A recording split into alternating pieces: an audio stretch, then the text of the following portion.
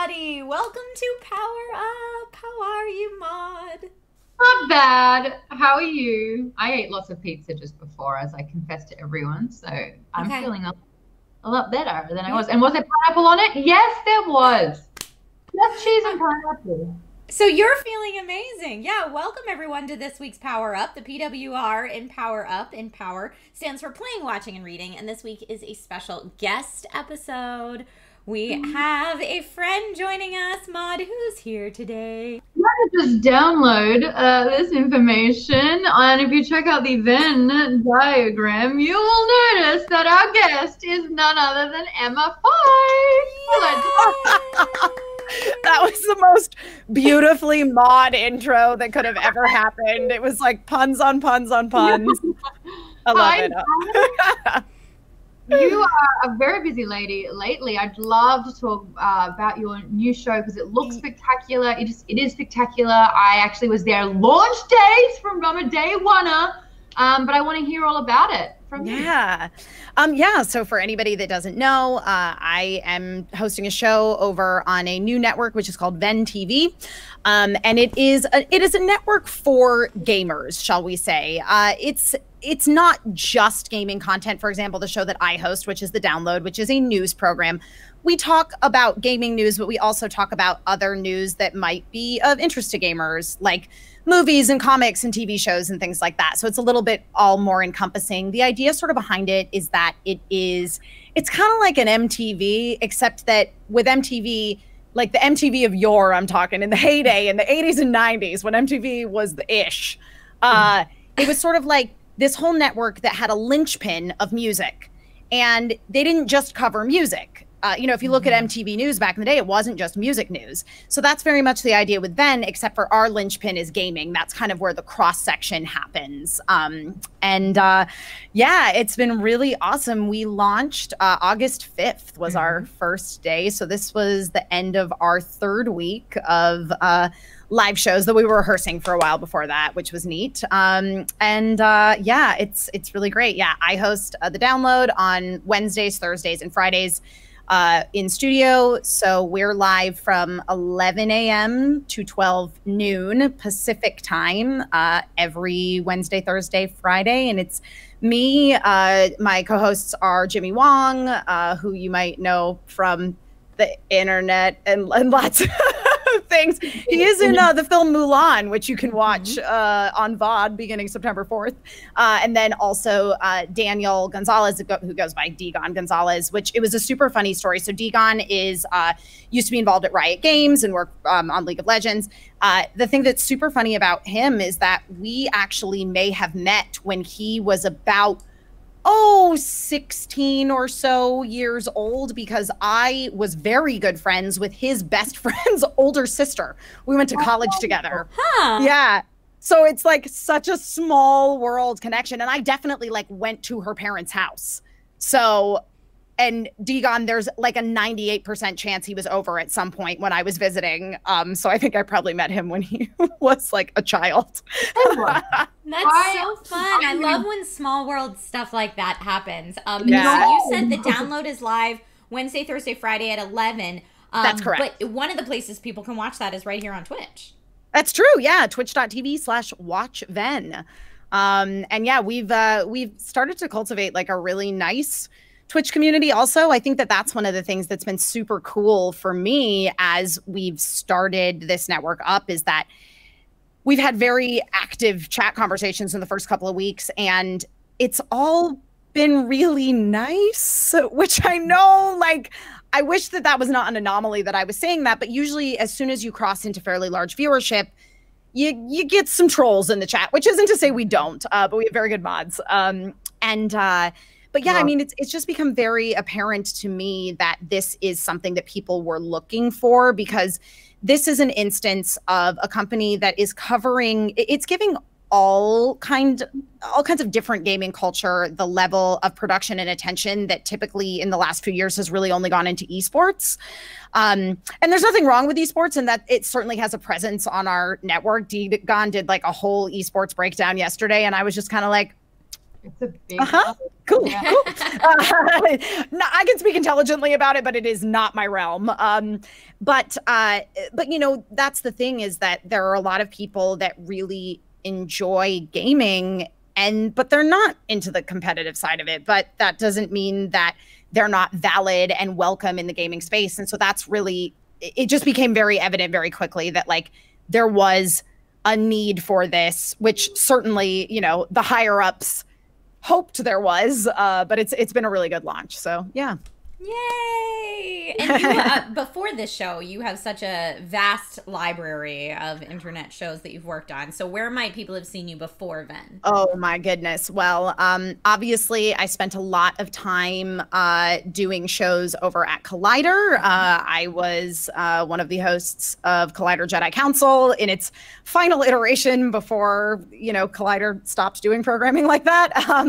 I also, up until the pandemic struck, was hosted SJU over on Screen Junkie /fandom a few days a week, participated in movie fights, TV fights. I've reported, done event coverage and things for Nerdist. So yeah, I've definitely been around the digital broadcast block, so to speak. You know.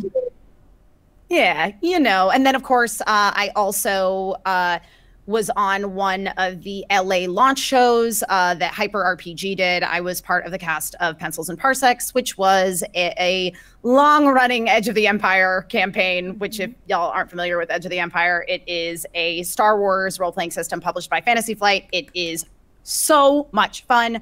And then I also did an anthology horror series called He Left It Dead, which was playing Call of Cthulhu, which is one of my personal favorite role-playing systems. And part of the reason why I love Lovecraft Country so much is because it feels like a Call of Cthulhu game. Yeah, there you go. Hey, I want to talk a little bit more about Pencils and Parsecs. Tell me about your character, because I'm also playing that. Edge of the Empire, yeah. The AOA. And I love it. The dice system initially is super intimidating, but as soon as you understand it, it's yes. just like, yeah. I think that people do maybe get intimidated by it because, as you say, Maude, like you come in and there are no numbers, it's just symbols. And then when you realize that it is numbers, but just it's through symbol elimination. Yeah, so you like if you have X amount of positives and X amount of negatives, you just like negate the ones left over is the actual roll. Yeah, exactly right. And the thing that I enjoy about that is that it's like there's two aspects to the positive and negatives. So it's like you can have a success or a threat, you can have a success or a failure, and then you can have a threat or a advantage. I can't remember what advantage is actually called. It's been a while since I've played. But anyway, critical and a devastating or something like. Yes, like, exactly. A despair. Despair is the really bad one. No, but the thing that's neat. A triumph. Yes, a triumph or despair. But that's the thing is, so like sometimes you can like fail with advantage, so that lends for really interesting role playing and storytelling on the part of the players and storytelling on the part of the GM. But the character that I played, I was a smuggler with the subclass of charmer. So I had incredibly high presence, and I was not so good at like shooting things. That's all right. Did you just like charm your way out of it? That was how I like to roll. I just liked to talk my way into and out of things. Though I got better at like fighting and stuff as time went on. I basically created a backstory for this character who was actually Mandalorian, but given when the time period of our story took place, she was a kid during the reign of Duchess Satine. So like her parents were like hardcore, like new Mandalorian, like on the inner council, like all about the pacifism and neutrality, which is why like she learned to be like a diplomat, but not to shoot stuff.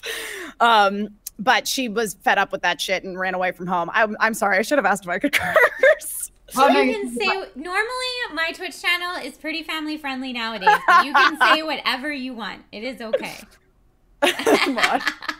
But yeah, so she was like fed up with her parents and she ran away from home, ended up with sort of a band of space pirates some stuff went down when they pulled off a like space casino heist in on like a Hutt controlled planet, and yeah, then it all just like got crazy from there. So she had to separate from them and basically ended up with a ship and collected a new crew that became the main characters on Pencils and Parsecs in our campaign. It was super interesting because when I built her, Kilara was her name, Kilara Fyffe, I did not have in mind that she was going to be the captain or be the one in charge. Oh. You know, I definitely built her to be sort of like a I don't know, like a Fujiko Mine type of character, like sort of a lady who like tries to get by her wits and her good looks and charm, and swindles people,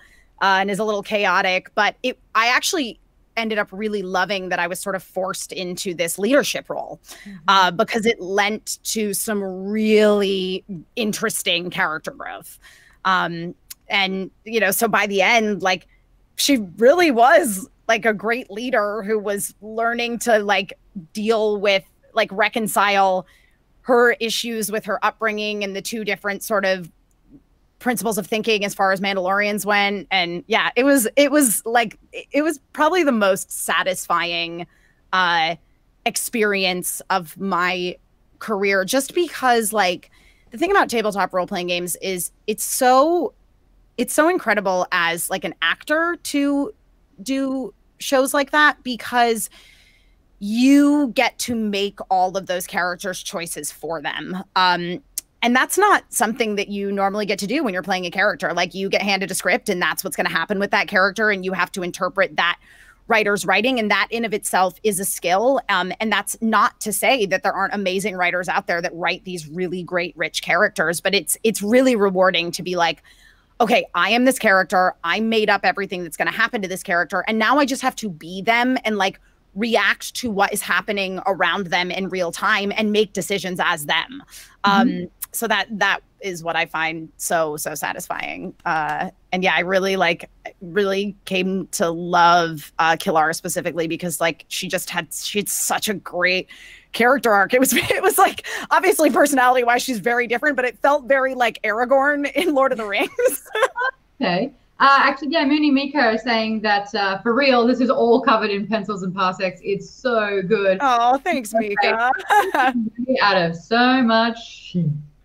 Yeah, it's very true. It's very true. Yeah. Is there a place people can still watch that if they missed Pencils and Parsecs? Is it? Yeah, it's actually, there are playlists of all of it on Hyper's YouTube channel. And I also, if you go to my website, which is just emmafyffe.com, under like videos, I have the playlists arranged. So yay! Yeah. Awesome. Well, I all I want to do is ask you what you're doing now outside of work, but that's what this whole show is, playing, watching, reading, is about. So I will hold off on doing that because we're going to move into the playing portion of our show. But before we do that, Emma, if people do want to see more of you, you mentioned emmafyffe.com. Is there anywhere else people can find you?